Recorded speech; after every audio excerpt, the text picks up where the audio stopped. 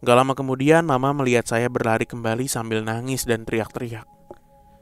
Ma, di depan ada orang gak ada badannya. Waduh.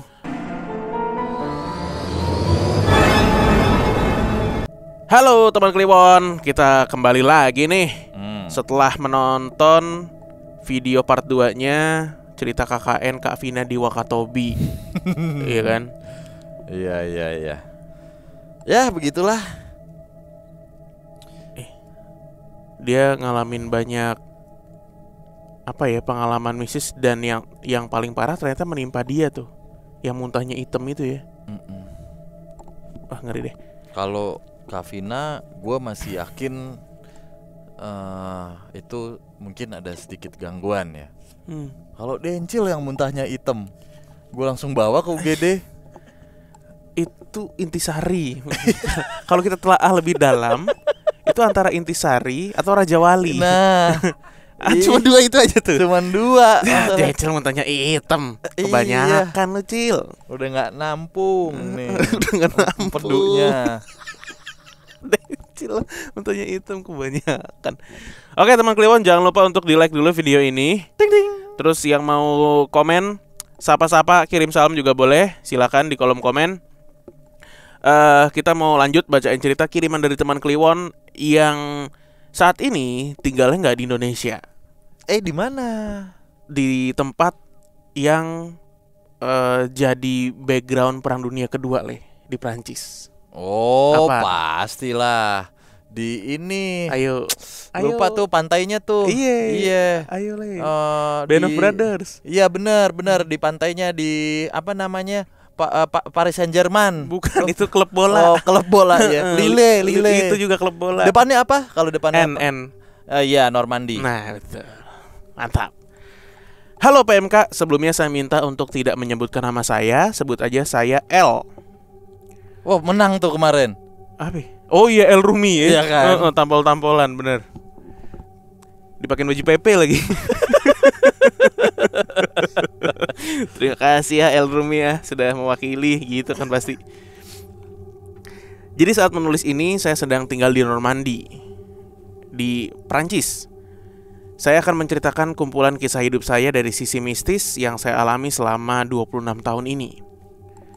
Karena saya bekerja di bidang penelitian medis, jadi saya mencoba sempatkan waktu untuk mengirim cerita saya. Sebagai rasa terima kasih saya untuk PMK dan teman Kliwon yang sudah menemani saya selama bekerja. Terima kasih. Cerita di sini semua murni yang saya alami dan bukan fiksi. Namun saya nggak tahu lah kapan cerita ini sampai ke kalian. Semoga kalian suka ya. Dan beberapa nama di cerita ini saya samarkan. Saya mulai ketika saya pernah nanya ke mama sejak kapan saya bisa melihat mereka. Jadi cerita ini dari sudut pandang beliau. Beliau bilang pertama kali tahu ketika saya umur 3 tahun. Dulu kami masih tinggal di sebuah desa di Malang Selatan. Rumah kami adalah rumah khas zaman Belanda yang berbentuk persegi panjang. Sebenarnya itu adalah 2 rumah berdempetan yang akhirnya dijadikan satu ketika papa dan mama membeli rumah tersebut. Kami menyebutnya Omah Lor dan Omah Kidul. Jadi rumah utara dan rumah selatan. Rumah utara tuh terdapat ruang tamu yang luas dengan pintu kaca besar khas Belanda yang atasnya tuh separuh lingkaran. Ada satu kamar sebesar 4 meter persegi yang dijadikan kamar utama. Ada kamar mandi dan dapur di belakang. Sementara di rumah bagian selatan itu ada 2 kamar tidur, 1 ruang tamu, pintunya kayu kayak biasa. Namun di sebelah pintu tuh terdapat jendela besar yang memanjang seluas sama dengan ruang tamu. Wah, gede banget nih jendelanya ya. Lalu di belakang ruang tamu tuh ada 2 kamar tidur. Yang depan tuh kamar saya, kemudian di sebelah timurnya tuh kamar ART. Depannya ruang keluarga. Dan ada ruangan kecil di sebelah kamar ART yang tadinya tuh kamar mandi. Namun akhirnya dipakai sebagai tempat penyimpanan barang yang udah jarang dipakai. Depan rumah ada halaman luas, pagar dari tanaman, dan langsung jalanan besar. Lanjut ke cerita. Papa biasanya pulang kerja sore hari dan sampai di rumah itu ketika maghrib atau isya. Sebagai anak kecil, dulu saya suka membukakan pintu kalau ada tamu. Biasanya jika ada yang mengetuk pintu, mama atau ART akan teriak, "Sinten?" gitu, atau "Siapa?" gitu ya, sambil jalan menuju pintu utama. Waktu itu papa baru pulang sekitar menjelang Isya. Beliau langsung mandi. Saya dan mama nonton TV di ruang keluarga. Lalu kami mendengar suara pintu utama diketuk. Seperti ada tamu.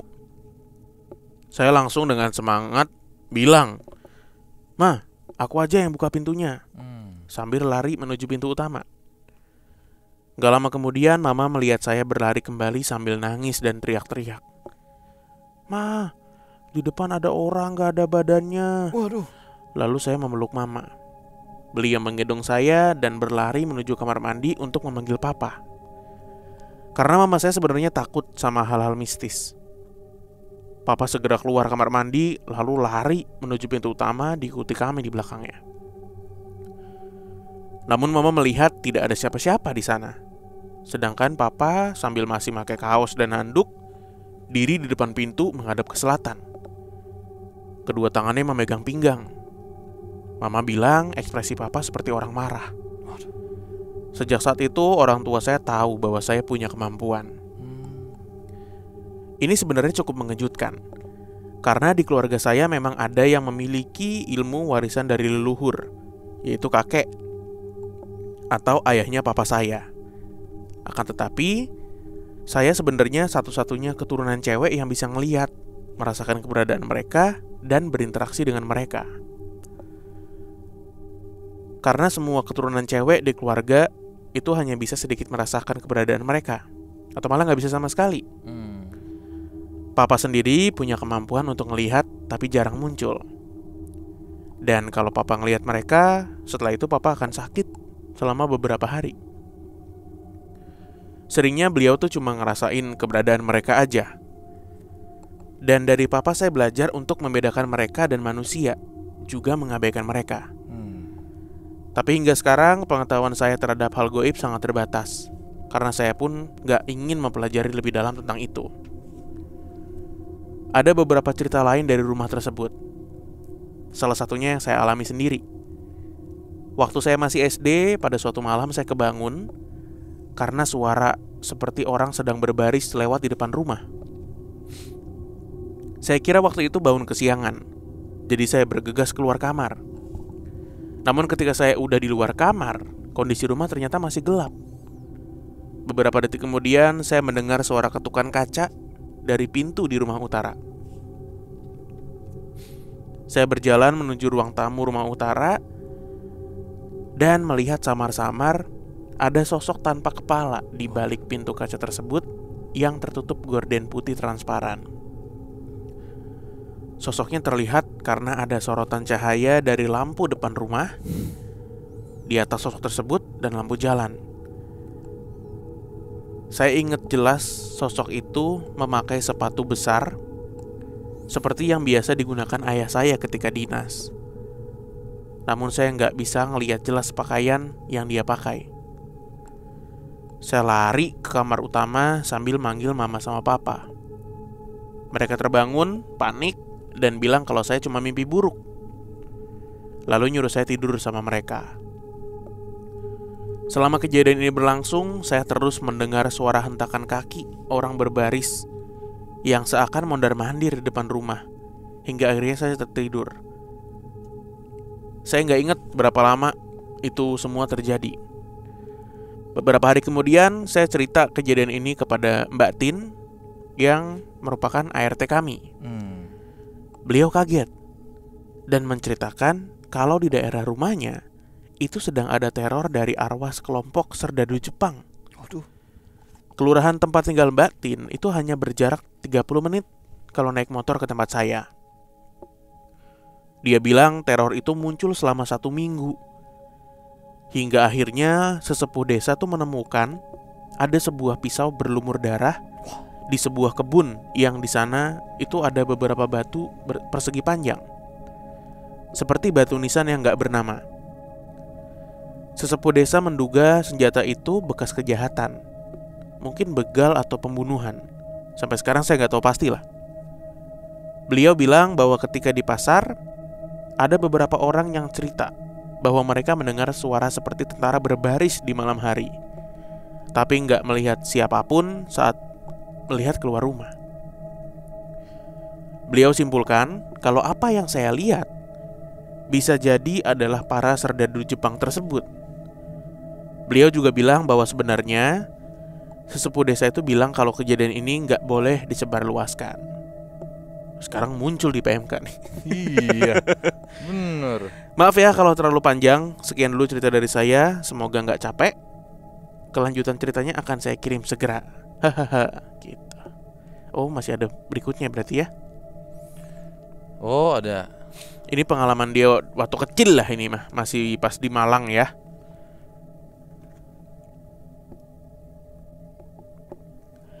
Serdadu Seperti peluru, tarik picu melesat tarago.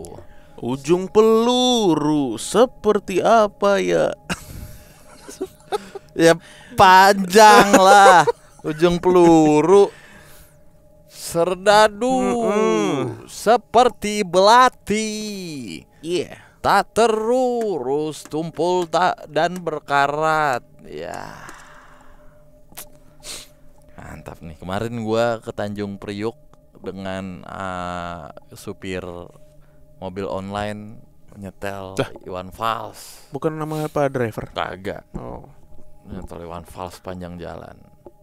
Suara berita tertulis dalam koran tentang seorang lelaki yang sering keluar masuk bui jadi buronan polisi. Asik. Enak banget tuh lagu itu. Tar ter tor suara senapan sugal yang gak petasan. Tahu nggak lu dari siapa? Ya tahu lah. Diangkat. Tahu lah. Jangan Semuanya sebut juga dong. tahu. Hei. Gimana tuh? Udah, nih cerita dulu nih. Mm-mm. Dia lucu ya. Cerita pertama dia ngelihat pria kepala doang. Mm-mm. Cerita kedua dia ngelihat pria tanpa kepala. Kenapa nggak nyatu sih bang itu? Tapi kan biasanya emang begitu tuh mitosnya. Kenapa nggak misa-misa begitu bang? Ya kalau bersatu nggak ada cerita. Oh iya. Iya. Layangan putus aja yang udah satu dipisahin jadinya. Oh, iya. Sampai tua. Ayo plet tua dengan bapak supir tua, cari penumpang di pinggiran ibu kota. Sainganmu Mikrolet, Bajaj dan bis kota. Gimana sih abis itu Cil? Kini kan oleh mereka. Dencil anak ujung aspal Pondok Gede nih. Berkelahi dengan jambu ya. Bukan dong. Apa sih? Berkelahi dengan bambu. Pejuang orang serdadu Jepang tuh berkelahi dengan bambu runcingnya kita. Kemarin Bimo di episode 300. Bukan 300. 298 apa? Apa? Anak sekecil itu berkelahi dengan ultras. Goblok. Lu yang ngomong. Gue bilang berkelahi dengan jambu. Oh iya Dia benar. berkelahi dengan ultras. Dia Treng. Ini di mana? Malang. Desa di Malang. Gede tapi ya, Rumahnya. Tapi enggak bukan berarti ya, maksud gue tidak semata-mata langsung jadi legitimasi tuan tanah atau orang kaya sih, karena memang zaman kalau teman-teman Kliwon yang masih punya kakek nenek di Jawa yang benar-benar kayak desa gitu, kalau dipikir rumahnya juga gede-gede loh. Gede-gede pak. Gitu. Betul. Maksudnya pekarangannya dan lain-lain minimal kayak 300 meter persegi lah paling enggak gitu. Dan harga tanah kan juga belum kayak di Jakarta sekarang gitu ya. Iya. Jangan deh kalau misalnya memang udah di desa nyaman dan lain-lain gitu, rawatlah aja gitu. Maksudnya daripada ke Jakarta, apalagi masih kecil. Si Budi kecil kuyup menggigil. Masuk angin, pulang udah gak usah dagang koran. Ada-ada aja lo Budi. Anak sekecil itu berkelahi dengan tifosi. Ngapain berkelahi dengan tifosi? Iya. Mendingan 55 diamprukin. Berkelahi dengan no face no name. Ya ngapain sih? Ya udah, ya. Ya udah. Terima kasih teman Kliwon ya. Dah. Dadah.